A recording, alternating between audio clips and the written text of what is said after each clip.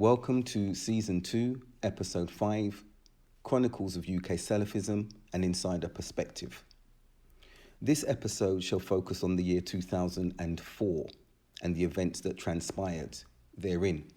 However, before doing so, I want to make a minor clarification regarding the Muslim Council of Britain contact that rang after the events of Richard Reid, the shoe bomber, came to light. The message was actually from its member Yusuf Baylock, who referred to Inyat Bangawala as the spokesperson and insisted that we should be going through them and nobody else, or not speaking on our own behalf. I also want to touch upon the climate that we were continuing to confront. And when looking through some of the archives that I decided not to go into too much detail about, I want to refer to a particular website or forum, Islamic Awakening, which was presided over and run by an individual called Abu Zubair, originally from Tooting. And the reason I'm making this reference now is because I'm not going to shy away from highlighting personalities and individuals that we were engaged with, or we were confronting, or who were confronting us. And the reason I mention this website or this forum, Islamic Awakening, is because of the rhetoric that was coming out from that in the conversations that were taking place. And I actually went on there and provided a detailed explanation of the events that took place around the Richard Reid shoe bomber affair. And the invigilator and controller was Abu Zubair. I know that, and was seeing that things were being edited that I was putting forward, like the website of our mosque that highlighted some of the scholars' sayings, things like this. However, what was being left unabated were some of the vitriol and attacks against me, with individuals calling me a Saudi UK agent, spy, enemy of Islam, that one day the black flag will come to decapitate me and the like. These things were being left up there. And I'm highlighting this why. I want the listener to get an idea of the extremist rhetoric, the very antagonistic rhetoric that was being dealt with. Now, many know the composition of the Brixton community and backgrounds and everything, and it's not a community to shy away from these things whatsoever. However, I want to add that the countering of such narratives did not speak with such violence or threats. And I can read out some of the excerpts of what I responded to, such that others in that particular forum who were sympathetic to that type of rhetoric actually started defending and asking individuals to calm down, let the man say what he wants, he's got a right to defend himself, and things like this. And it caused that same individual, not Abu Zubair, as I said, he was the invigilator, but this person who was writing this vitriol, it caused him to even turn on some of those who were telling him to calm down, saying, if you're going to defend him, then I have nothing to do with yourselves either. So that was the rhetoric. And this will lead me into the next big event that took place that was not mentioned in the previous one, because as I mentioned, the most significant event of 2003 globally was the invasion of Iraq, which was to set a tide of events that would affect the world after this particular US-UK coalition and led attack against them. I want to connect that Islamic Awakening, again, emanating from Tooting, to the Azam publications and the declaration of me, accusations as well of me not being a Muslim, because in their language, which I didn't highlight in the previous episode, was the recommendation, should I say, that now, because they had declared me to be a non-Muslim, that I should divorce my wife, I could not be buried in a Muslim burial ground, and that I would need to retake my Shahada. This was the rhetoric that we were dealing with and had been dealing with since the 90s.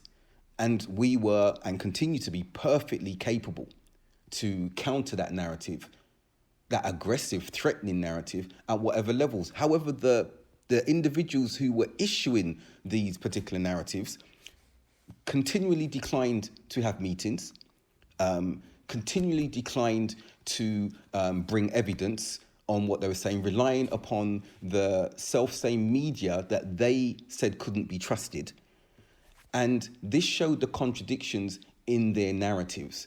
You've heard me refer to the leaders of these entities from extremism, the Abu Qatadas, the Abdullah al-Faisals. But I've brought it down a notch to those who were, let's say, second or third tier and the activities they were doing. As I mentioned, with Azam being run by Baba Ahmed and his brother, and with the affiliates Moaz and Beg. And they're likely to hear these podcasts if they've got time to, and they're welcome to come back to counter these narratives. However, I've got the documentation here with their words, with what was posted by them, and I'd like to hear from them. I did meet one or two of them in the years by, and the conversations were very, very vague conversations. We were not in an environment where we could fully engage. I did write to one of the organisations for which one of them now works, Cage, regarding an allegation that they had taken up from one of their so-called clients and the lies that had emanated from that particular individual. And I'm sticking on this point because detail is important. So, for example, an individual who had been arrested and Cage, for example, represented him, and I'm mentioning this, why it's bringing it across from that time up until now. The individual made lies that I had given evidence to the police against him and everything like that. None of that was ever produced because this is something I've never, ever done, as you will hear in a future podcast in which I've represented defendants and never the prosecution. And it came to light that the individual who had actually given evidence against him in one of these cases, because this individual came to me, was a member of his family. It wasn't a distant in-law who had married into the family. And he told me directly standing across the road from the mosque. I spoke to him about the accusations of his in-law, Kenya Muhammad was the individual's name, and that these slanders needed to be addressed, that I'd written to Cage and wanted a response from them after giving them the evidence that this has never taken place by me. And this individual, this in-law who married one of the cousins of this Kenya Muhammad, admitted it was him under pressure, who had spoken to the police about his in-law, and that he knew that. But he did not retract his slanderous account because it suited his purpose and his negativity and acrimony against the Brixton community and myself. Anyway, continuing to the more significant matter around this extreme ideology and the parameters within which they operate. In January of 2003, and you'll see why all what I've said up until this point in this episode leads to this. On the 30th of January, Richard Reed, infamously known as the Shoe Bomber, was sentenced to life imprisonment in the US. And the charges that he was found guilty of, I'll read them very briefly. 1, the attempted use of a weapon of mass destruction. 2, attempted homicide of US nationals overseas. 3, placing an explosive device on an aircraft. 4, attempted murder of passengers on an aircraft. 5, 2 counts of interfering with a flight crew. 6, willfully attempting to set fire to and destroy aircraft.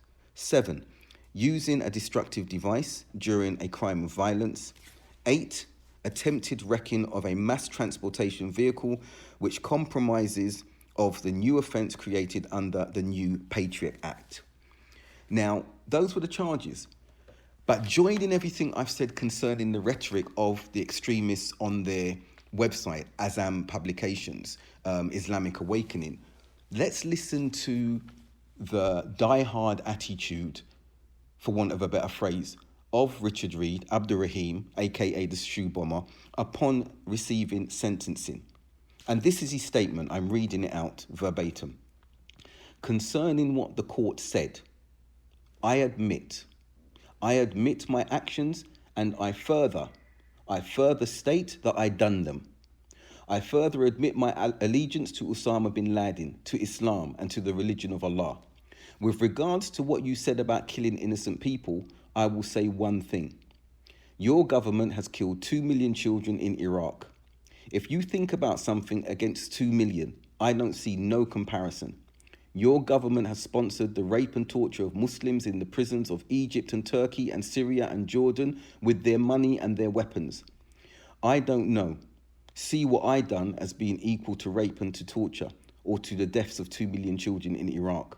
So, for this reason, I think I ought not to apologize for my actions. I am at war with your country. I am at war with them, not for personal reasons, but because they have murdered more than so many children, and they have oppressed my religion, and they have oppressed people for no reason except that they say we believe in Allah. This is the only reason that America sponsors Egypt. It's the only reason they sponsor Turkey. It's the only reason they back Israel. As far as the sentence is concerned, it's in your hand. Only really, it's not even in your hand. It's in Allah's hand. I put my trust in Allah totally, and I know that He will give victory to His religion. And He will give victory to those who believe, and He will destroy those who wish to oppress the people because they believe in Allah. So you can judge, and I leave you to judge, and I don't mind. This is all I have to say, and I bear witness to Muhammad. This is Allah's message. Close quote. Again, the context should become clear to the listener now of the second, third, fourth, fifth, the various tiers of extremist ideology, rhetoric, and adherence to the propaganda that they have been nurtured upon. And when listening to Abdurrahim, Richard Reed, there are many flaws in aspects of his statement, but that's not what will jump out from those who support him. What will jump out for them is his bravery in saying the things that I am at war with your country. He said that in front of the big taghut, as they see in front of the judge and everything like this, and trying to bring noble and legitimate grievances of the Muslim world and to infuse that with the extremist rhetoric, belief and justification for his attempted terroristic actions. So hopefully the reader will see the parallels between the Islamic Awakening Forum, the statements that emanated from Azam Publications website with their pronunciation of takfir. And this is something that continues up until today. But moving now to 2004, which connects in an interesting way later on in this particular episode. With regards to events that transpired during that year. But I want to move aside from that to look at some local events now, because I think it's necessary to highlight what was taking place on a micro level within the community. And one of the achievements, I think, at a local level at that particular time was Iqra Independent School getting to the final stages regarding voluntary aided status. And achieving some government funding. And on the 13th of December, I will jump to the end of the year before coming back to earlier in that particular period. The 13th of December 2004, the Department for Education and Skills, from where I had taken a career break, wrote to the acting head teacher to confirm completion of Ofsted and London Fire Brigade inspections. Remember, Iqra Independent School was the first Muslim school in Lambeth, established in 1994. If you refer to season 1, and one of the local micro events that took place on a community basis was the establishment of Iqra Independent School in the Brixton community, right next door to the mosque on that occasion. So in 2004, strategically, operationally and administratively, Brixton Mosque, as a convert Salafi-led organisation and community, continued to progress. However, unfortunately, like many other Salafi communities across the country, fledgling, growing, they were being continually distracted and having to counter the divisive tactics of this continuing vociferous organisation and cult Salafi publications. And the reason I mention that is it became like a proverbial thorn in the side of these communities who were engaging, who were growing, who were establishing particular educational elements, study circles in their various communities. But because of this hegemonic drive of Salafi publications, that if others did not join with them, they would ensure that they would disparage and cast aspersions on these entities with the scholars who they were drawing close to in Saudi Arabia and elsewhere. It meant that many of us had to be paying attention to this. Now, Brixton Mosque was more established than Salafi publications.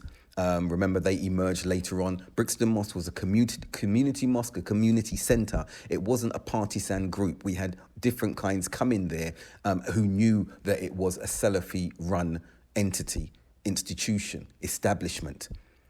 Unlike Salafi publications, who only had a bookshop initially, then they rented Wright Street from a Sikh individual, and I think they continue to rent until this day unless they've purchased it. I mentioned Sikh individual for a reason not to disparage the landlord, but the fact that these activities and their fundraising for somewhat personal gain, as some of the records later revealed, detracted from the charitable focus of raising finances for a place of worship in order that the community, Salafi and non-Salafi, were free to come and worship there. And there's another issue with this place of worship, as they call it, because one of the senior scholars, none other than Sheikh Wasiullah Abbas, spoke concerning that mosque because they split away initially from Green Lane Mosque to set up their own mosques. And this is one of the traits of the cult and these individuals splitting away from other centres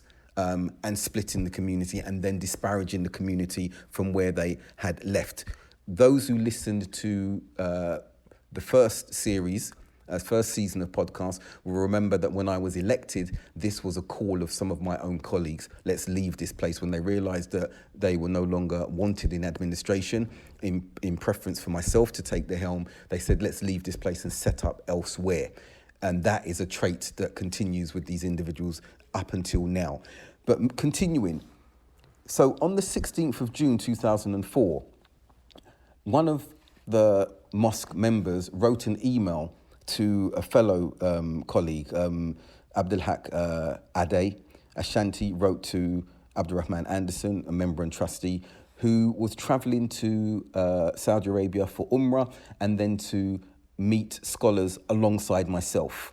So he wrote an email to Abdurrahman, and I'm going to read this to highlight the distraction of this entity to basically cause us to have to go out to speak to the scholars and complain about them. So the email here was to Abdurrahman. Go ahead with it, the points that need to be raised. And the title, was Important Questions to Sheikh Rabi', dated 16th of June 2004. The email was sent at 8:45 in the morning. And the first question, there is a centre in the UK called Al-Athariya. This is an offshoot of Salafi publications, called in East London, who have said that they are not going to change their name even after Sheikh Rabi's advice. Is the name Al-Athariya a suitable name when they are not scholars or students of knowledge? Also, none of the Salaf did this, and we don't mind finding the scholars doing this.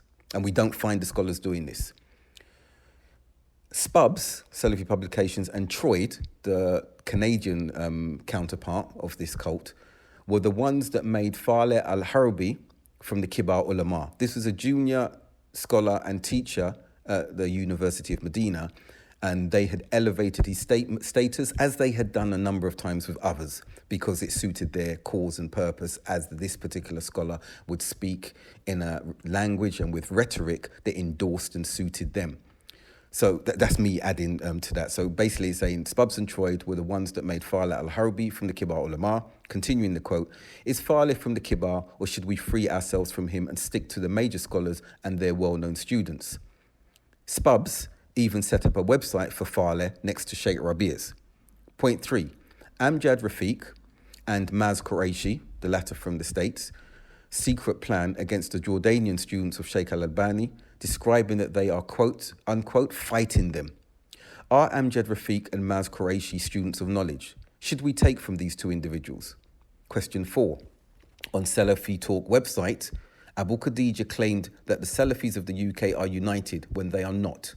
Abu Khadija has set himself up as the spokesperson or spokesman for the Salafis of the UK, and he is not qualified to do so. Abu Khadija speaks against the Salafis of Brixton, Leicester, Luton, Bradford, East London, West London, Middlesbrough, Alum Rock, Small Heath, Birmingham, and the Ahl Hadith Salafis. Stubbs and Troyd have gulu, excessiveness, for Al-Anjari, that's Sheikh Al-Anjari of Kuwait. And the next point was, is he a sheikh? 6. The following have criticised Abu Khadija and his group for their extremism. Sheikhs Abdus Salam Burgess, rahimahullah, the students of Sheikh Al-Albani, Sheikh Ali Hassan, Sheikh Salim, Sheikh Hussein, Sheikh Mohammed Musa Nasser. The Kuwaitis, Sheikh Salim At-Tawil, Abu Anas, Hamad Uthman, and Fala Saidi. Sheikh Salim At-Tawil described Abu Khadija as being a jahil who people should not sit with. Fala Saidi criticised Fala al-Harbi, so they did not promote his lectures. So basically, coming out of the quote, that because this particular sheikh, Fala Saidi, criticised their sheikh at the time, Fala al-Harbi, Salafi publications did not promote his lectures. Continuing with the quote, due to their hizbiyah to Fala al-Harbi, that is. Continuing, should the Salafis have hizbiyah to Fala al-Harbi or free themselves from him and warn against his excessiveness, his gulu? Other set of scholars who warned against Abu Khadija. Finally, the Indian subcontinent. Students of Badiuddin Shah, as-Sindhi, being Sheikh Zubair Ali, Wasiullah Abbas, Sheikh Sana'ullah Zahid, etc. And the final point of this email with the questions to go to Sheikh Rabia: should the Salafis warn against extremism and tashaddud, that has emerged on the manhaj and refute the gulat being the excessive individuals, Salafi publications?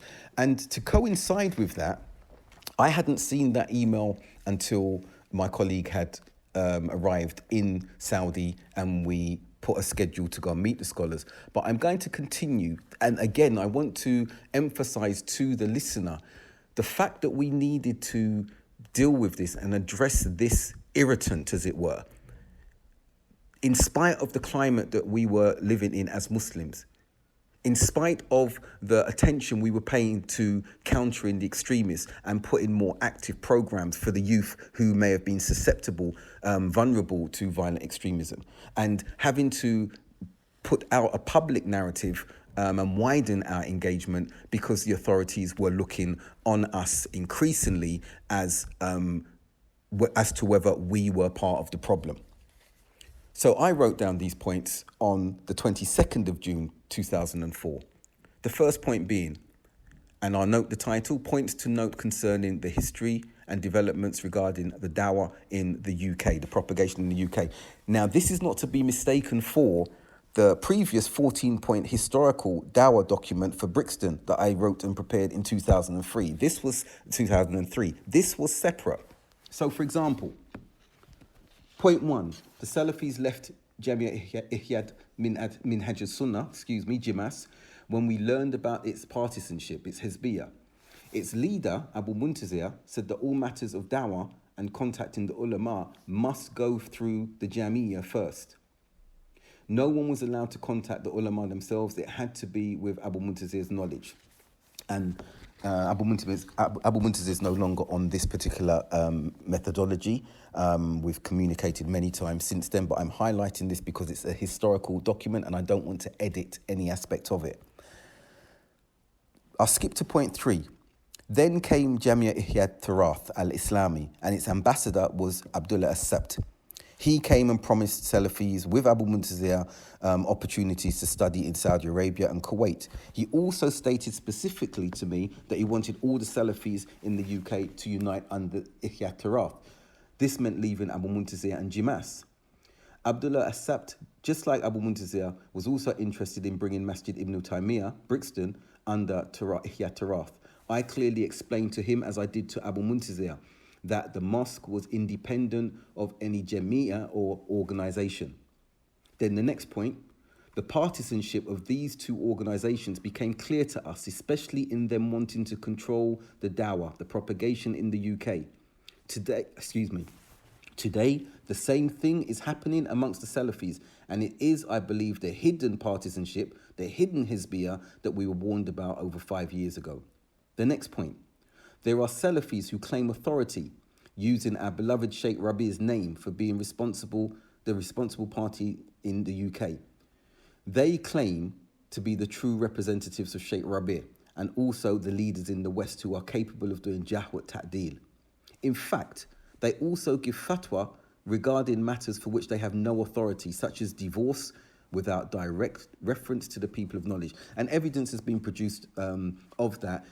You'd have to refer to my Culture's Tendencies series, in which I go into the specifics, because that's where I address the ills, the wrongs, the deviation, and the mischief of this cult. The next point I mention here is quite a crucial one. The isnad can be given, the chain of narration can be given regarding Abu Khadija and Spub's plans and statements to make sure that all Salafis, quote, come through them, close quote, regarding the dawah in the UK, the West. Deceitful means have been used to set up SalafiTalk.net, another affiliate entity of theirs, and show that they, Abu Khadija and co, are not actually behind administering the site. There are two chains of narrations that verify they set up and supported this site in order to perform criticism, disparagement more clearly against other people without it being known that they were directly involved. This would protect themselves and their main website if anything went wrong. Even after Sheikh Rabi's recent advice to the Salafis in the UK, they, the cult, the Salafi Publications cult, stated that the Sheikh's address was to other Salafi groups and not theirs. And this is a key point that I raised. The following is a key point I raised when I visited Sheikh Al-Banna and their now cult affiliate, Dr. Abdullah Lahmami, when he and I were closer colleagues and we used to engage and involve with each other a lot more. I wrote this point here. It should be known that they have made claims that they never unite upon error when it concerns doing a jah upon others. This was placed on their website and highlighted clearly. I took this to Sheikh Al-Banna, and Abdullah Lahmami translated my question to the Sheikh, whose response was that this was misguidance itself and that such claims were for the Sahaba, etc. only. Sheikh Al-Banna also said that instead we should be humbling ourselves. I am unaware whether Abdullah took this advice back to the brothers, but what came to me was his warning about me and asking that I not know of this warning, as he did not want it to be known that he'd spoken about me.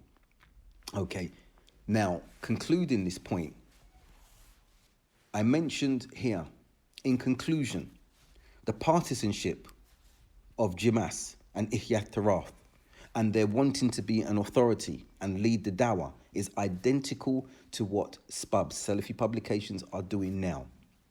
And the concluding point here, I wrote, I only write this to try and give what many Salafis are seeing in the UK, but are nervous about speaking about due to the ability of Salafi Publications and their colleagues to cause family and social problems for these individuals by discrediting and then alienating them in a society where the Muslims, and especially the Salafis, are few in number amongst the non-Muslims. Alienation in such circumstances, therefore, causes severe problems for such individuals and their families, hence their reasons for remaining quiet. End of quote. So these two points, these two papers were prepared to present to the scholars at the time.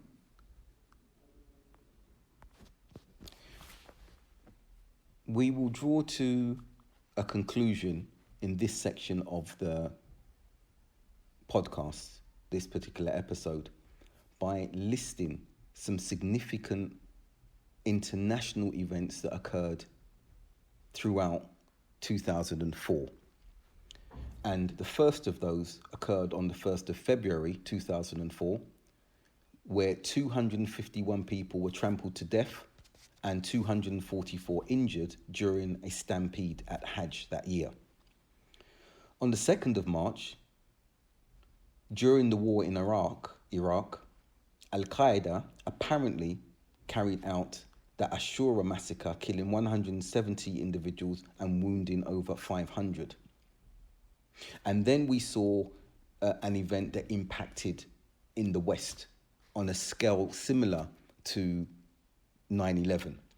And that was on the 11th of March when terrorists exploded simultaneous bombs in Madrid's railway network that ripped through a commuter train and destabilized 3 stations, killing 190 people. I remember that event clearly because I was staying in Makkah for the weekend with my family, and we were about to perform Umrah a few hours from that time, but we were glued to the television, and the explosions were actually captured on the CCTV on the platform, and they were quite horrific, as one could expect. On the 3rd of September, then came another huge terrorist event in Russia, the Beslan school massacre, which began as a siege, and many were shocked and taken aback by seeing Muslim women, sisters, wearing the Middle Eastern black abaya, which is donned by Muslims and Orthodox Muslims across the Muslim world now, not just the Middle East, but wearing black abayas and niqabs, holding Kalashnikovs and other weapons, bombs. And this siege ended in a massacre, a lot of it to do with the security's heavy-handed and clumsy approach to breach the security where the hostages were being held. And approximately 344 people, mostly teachers and children, died on that occasion. Then we moved to the 29th of October 2004, and the news network Al Jazeera broadcasted an excerpt of a video from Osama bin Laden, where he directly admitted responsibility for the September 11th attacks. If that was not enough in that particular year, I will move on to 2 more events. And one was on the 8th of November in the war in Iraq, where 10,000 US troops and a specific number, a smaller number of Iraqi associate troops descended on Fallujah. And those who are unaware of what transpired and the stories that emanated from there should research and look at the brutality of what took place, and innocent civilians as well who were attacked, brutalized. Some rapes took place, and then women and children were murdered after these atrocious attacks by some American troops. But the brutality of what took place in Fallujah has left an indelible print in the memories of many Muslims because of the excessiveness that took place on that occasion.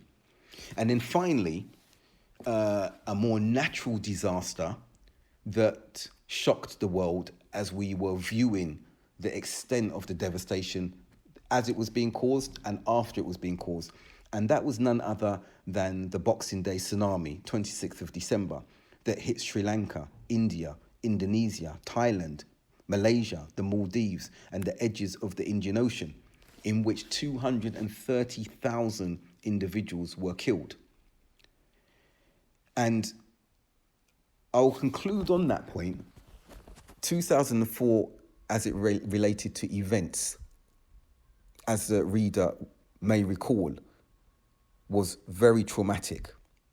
However, in the next episode, when I discuss 2005, the UK was to witness an escalation and, for the first time, homegrown terrorism, should I say, on a scale that had not been witnessed by Muslims before, and that I'm referring to none other than the 7/7 attacks and what ensued afterwards.